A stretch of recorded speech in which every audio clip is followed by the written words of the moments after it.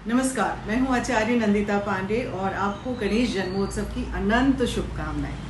10 दिनों में चलने वाला ये गणेश उत्सव इस वर्ष 2023 में 19 सितंबर से लेकर के 28 सितंबर यानी कि अनंत चतुर्दशी के दिन तक का चलेगा।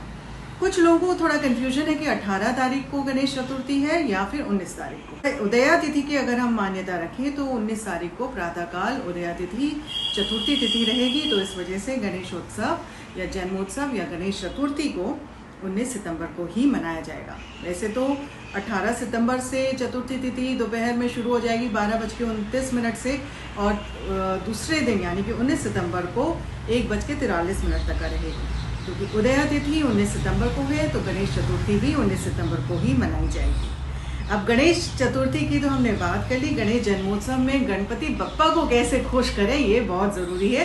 तो आप बहुत सुंदर तरीके से गणपति महाराज को घर लेकर के आइए, उनका प्राण प्रतिष्ठा करिए। तो उनकी प्राण प्रतिष्ठा करने के लिए एक सुंदर सी चौकी लीजिए, उसमें लाल वस्त्र या पीले वस्त्र बिछाएं, उस चौकी के ऊपर गणपति को विराजित करें। उनके दोनों ओर में एक छोटी छोटी सुपारी रिद्धि और सिद्धि के नाम से आप थोड़ी थोड़ी चावल की ढेरी बना के उनके ऊपर सुपारी को स्थापित करें, और साथ में गणपति को मोदक, दुर्वा घास, गुलहड़ के फूल ये सारे आदि चढ़ाएं, गुड़ चढ़ाएं, नारियल चढ़ाएं। ये बहुत अच्छा माना जाता है। कलश स्थापित करें पंच पल्लव के साथ, उसके ऊपर नारियल रखें, एक शुद्ध कपड़े से उसको लपेटें और गणपति के दाईं तरफ उसको रखें। गणपति की जो चौकी आपने बनाई है उसकी ईशान कोण में आपने जल को रखना है, और उसकी जो साउथ ईस्ट वाली साइड है वहाँ पे दीपक को प्रज्वलित करना है। तो इस चीज़ का आप ध्यान करें और ओम गण गणपते नमः का जप करें, 108 बार जप करें। और गणपति के पूजा की जो विधि होती है या तो बिल्कुल प्रातःकाल होती है, मध्याह्न काल यानी कि दोपहर का समय, या फिर संध्या के समय में पूजा की जाती है। मोदक अवश्य उनको चढ़ाएं, और साथ में ओम गण गणपते हो, अथर्व शीर्ष स्त्रोत है उसको आप लगा सकते हैं, उसका पाठ आप कर सकते हैं। या वक्रतुंड महाकाय सूर्यकोटि संप्रभा निर्विघ्नं कुरु मे देवा सर्व कार्येषु सर्वदा, इस मंत्र का आप जाप करके आप अपनी पूजा विधि को शुरुआत कर सकते हैं। रोज ढोल नगाड़े और आरती के साथ पूजा करें, गणपति से कनेक्ट करें।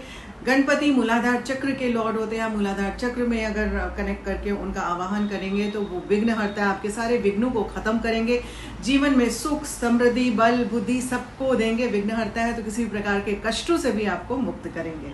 गणेश जन्मोत्सव है तो उनके जन्म के पीछे भी कथाएं हैं।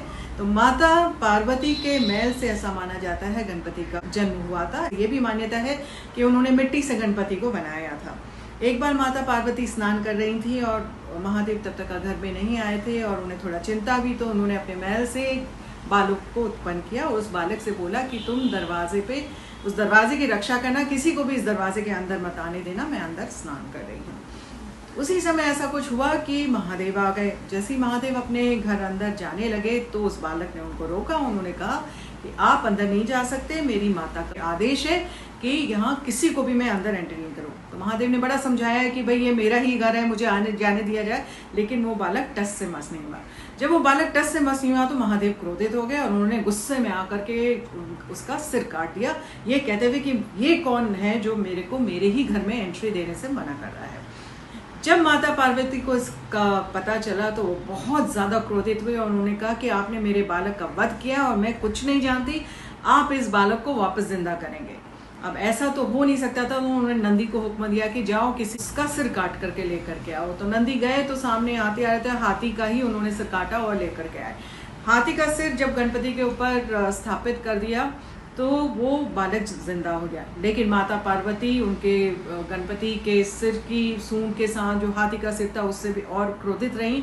उन्होंने कहा कि अब ऐसा होगा क्योंकि आपने मेरे बालक को ऐसा बनाया है, मैं तब तक अशांत नहीं होंगी जब तक आप ये वरदान नहीं देते कि सबसे पहले सर्वप्रथम पूजनीय किसी भी शुभ काम के लिए मेरा ये बालक गणपति होगा।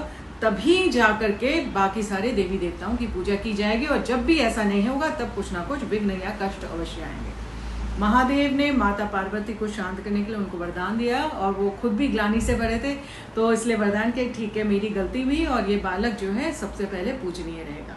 तो ऐसे गणपति बप्पा का जन्म हुआ, और गणपति बप्पा आज तक का बल बुद्धि विद्या सभी के दाता हैं। बहुत ज़्यादा इंटेलिजेंट हैं, बहुत ज़्यादा बुद्धि अपनी यूज़ करते हैं, बल यूज़ करते हैं, विघ्न हरता है, किसी भी प्रकार के विघ्न होते हैं आसानी से टाल देते हैं, और बहुत जल्दी खुश भी हो जाते हैं। तो ये जन्मोत्सव के साथ 10 दिन की पूरी प्रक्रिया रहती है और 10वें दिन वो वापस अपने घर कैलाश में जाते हैं। तो इसलिए विसर्जन एक प्रतीकात्मक रूप होता है कि उनको वहाँ वापस कैलाश भेजा जा रहा है। तो आप कोई 1.5 दिन के लिए रखता है, कोई 3 दिन के लिए गणपति रखता है, कोई 5 दिन के लिए रखता है। तो जितने भी दिन गणपति को रखें, खूब ढोल नगाड़ों के साथ उनका स्वागत करें, घर पे रौनक रखें, लोग भजन कीर्तन करते हैं, भोजन आदि बांटते हैं, प्रसाद बांटते हैं। बहुत सुंदर समय रहता है, बहुत खुशहाली रहती है उन पूरे दिनों में घर पे। और जब बप्पा जाते हैं तो अपने साथ साथ आपके घर के जितने भी विघ्न होते हैं, जितनी भी समस्याएं परेशानियां, उनको भी अपने साथ लेके चले जाते हैं। उनको विसर्जित किया जाता है इस प्रतीकात्मक रूप से कि वो